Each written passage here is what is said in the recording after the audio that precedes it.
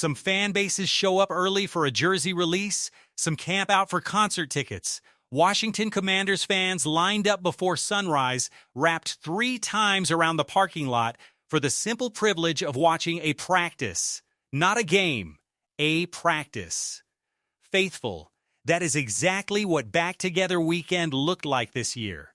And after everything this fan base endured over the last 12 months, it is safe to say the energy is officially back. Let's talk about what actually happened on that field, who stood out, and why this fan base has real reason to believe again heading into 2026.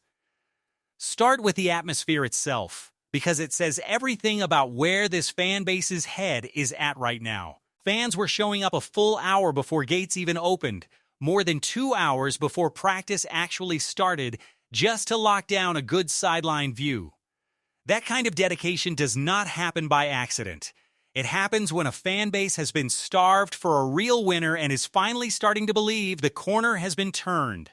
And look, last season was genuinely brutal to sit through, especially coming directly off the high of one of the most magical playoff runs this franchise has ever produced. Going from the best season most of this fan base has ever witnessed to one of the most cursed, snake-bitten follow-up campaigns imaginable was a genuinely jarring whiplash. But that is exactly why Back Together Weekend hit so differently this year. This was not just fans showing up to watch football. This was a fan base showing up to remind themselves what hope actually feels like again. And a huge part of that renewed hope comes down to one simple, deceptively powerful fact. Everybody is actually at camp this year. Last summer, this team walked into training camp without Terry McLaurin, who was dealing with his own situation away from the team, and without key depth pieces, who ended up missing time as well. It created a genuinely rough, disjointed start to the entire season before a single snap of real football had even been played. This year is a completely different story. McLaurin is out there, fully locked in, and by every account, the entire mood around this roster has shifted as a result. Even players who were not actively participating in team drills were still out there on the side fields, engaged, staying loose, and clearly locked in on being part of the process. Cornerback Trey Amos, still working his way back from a fractured fibula, was reportedly out there cracking jokes, dapping up teammates, and radiating genuinely good energy despite not being fully cleared for contact yet. That kind of collective buy-in across the entire roster, healthy or not, tends to set a real tone heading into a long season. On the field itself, this new coaching staff wasted no time establishing exactly what kind of identity they want this team to have. Rather than easing into a standard, predictable practice script, the very first period of the day threw players directly into a situational 2-minute style drill, putting a limited amount of time on the clock, forcing the offense to execute a quick play, and then immediately snapping into a live field goal attempt right after. That is not a soft opening. That is a coaching staff signaling immediately that details and situational execution are going to matter this year, right from the very first whistle of camp. New offensive coordinator David Blough and new defensive coordinator Durante Jones bring genuinely different but complementary energies to how this team now operates. Blough, despite coming across as fairly reserved off the field, is reportedly extremely vocal, specific, and intense once practice actually gets going, constantly coaching up details in real time. Jones carries a more cerebral, calculated presence on the sideline, but make no mistake, he is every bit as locked in, directing traffic and barking out real-time adjustments throughout practice. And on the defensive line specifically, new position coach Eric Henderson has already made a real, tangible impression. Henderson arrives with real pedigree, having built a strong relationship and reputation while coaching alongside a future Hall of Fame caliber defensive tackle out in Los Angeles before landing in Washington, and he is reportedly bringing a genuine intensity and technical sharpness to that defensive line room that simply was not consistently present in years past. Now let's talk about who actually stood out once the pads got moving, because there were some genuinely exciting individual flashes early in this camp. Edge rusher Odafe Owe, the massive free agent investment this front office made this offseason, has reportedly been bending the edge as tightly and cleanly as any pass rusher this fan base has watched at this facility in a very long time. A group that includes some genuinely dominant names who have come through this building over the years. Pairing that kind of speed and length with safety Nick Cross, who continues playing with real physicality, real closing speed, and a genuinely aggressive attacking mentality, gives this defense two players who figure to stand out to the fan base almost immediately once real football begins.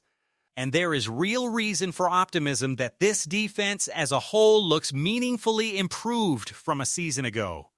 This unit feels noticeably younger, faster, and more talented than what fans watched piece together a defensive effort last season while this team was fighting to make another playoff push.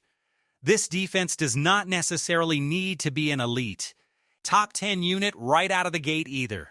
If it can simply live in that solid middle-of-the-pack range while consistently generating pressure and creating real turnover opportunities, that alone could be enough to unlock what this offense is capable of doing with a quarterback playing at an MVP caliber level.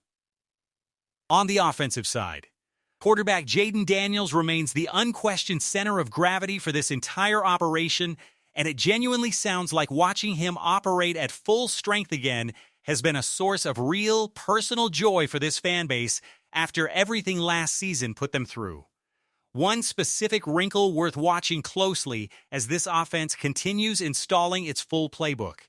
Daniels has reportedly been connecting on goal line fade routes about as cleanly as any quarterback this fan base has seen, and tight end Treylon Burks, when healthy and fully engaged, has looked like a genuine mismatch problem down in the red zone, using his size and strength to consistently win those contested catch opportunities near the goal line. Do not be surprised if that specific combination becomes a real staple of this offense's red zone approach once the games start counting for real.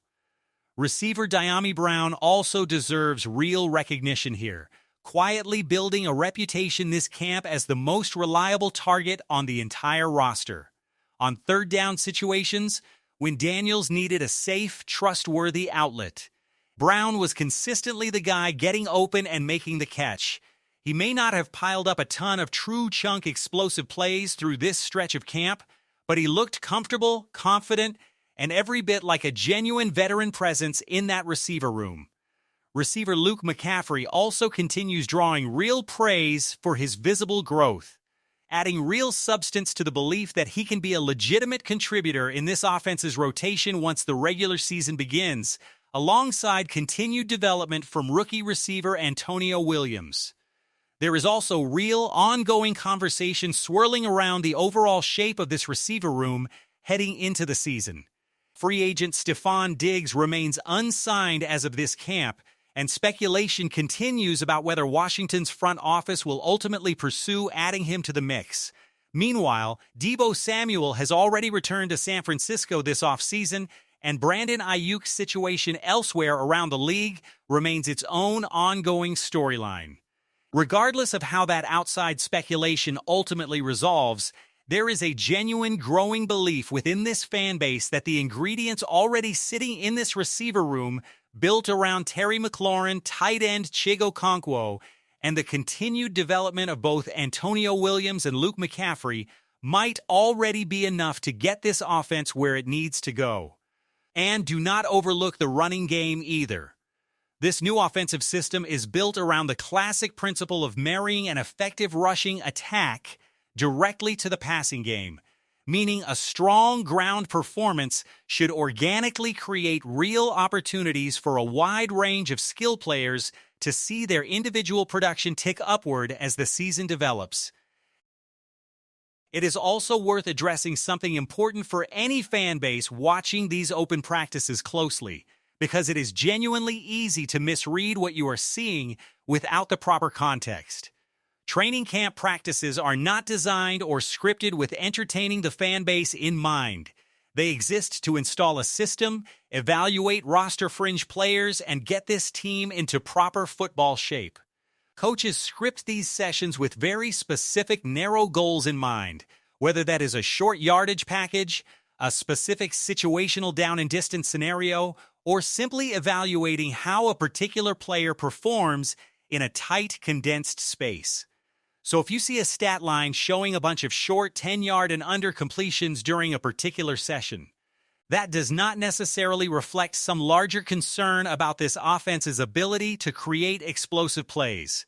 It likely just means that particular practice period was specifically built around targeting third and short conversions or red zone execution in a confined space, not a genuine account of what this offense's full downfield potential actually looks like once the real installation process is complete and the season begins. That context matters enormously, especially early in camp when it is still the very first stretch of an extended installation process rather than anything resembling a finished product. Expecting full field, stretching, explosive plays, and deep shot after deep shot this early in camp is simply not a realistic expectation. This coaching staff is still building the foundation right now, and there will be plenty of time for the fireworks once that foundation is fully in place. Zoom out, and the overall picture heading into this season feels genuinely different from where this fan base stood a year ago at this exact time. This roster feels deeper, this coaching staff feels sharper and more detail-oriented. And most importantly, the entire organization feels unified and present in a way that simply was not the case last summer.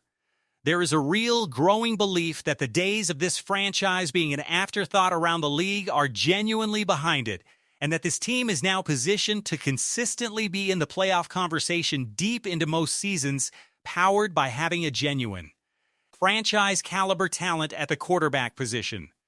That does not guarantee a return trip to the heights of the best season this fan base has ever witnessed. But it does suggest this is a team on a real, sustained ascent rather than a one-year fluke looking to simply avoid embarrassment.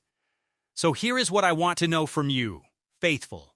After everything you have heard and seen out of Back Together Weekend, how confident are you feeling heading into this season compared to where you stood this exact time a year ago? And which player from everything covered here, whether that is Odafe Owe, Nick Cross, Diami Brown, or somebody else entirely, are you most excited to watch develop as the rest of this training camp unfolds? Drop your thoughts down in the comments, because I want to hear where this fan base's confidence level truly sits right now. If you enjoyed this breakdown of everything happening around Commanders training camp, make sure you hit that like button and subscribe before you go, because there is a lot more coverage still coming throughout the rest of this summer. Let me know your thoughts down below, and I will see you in the next one. Raise hail.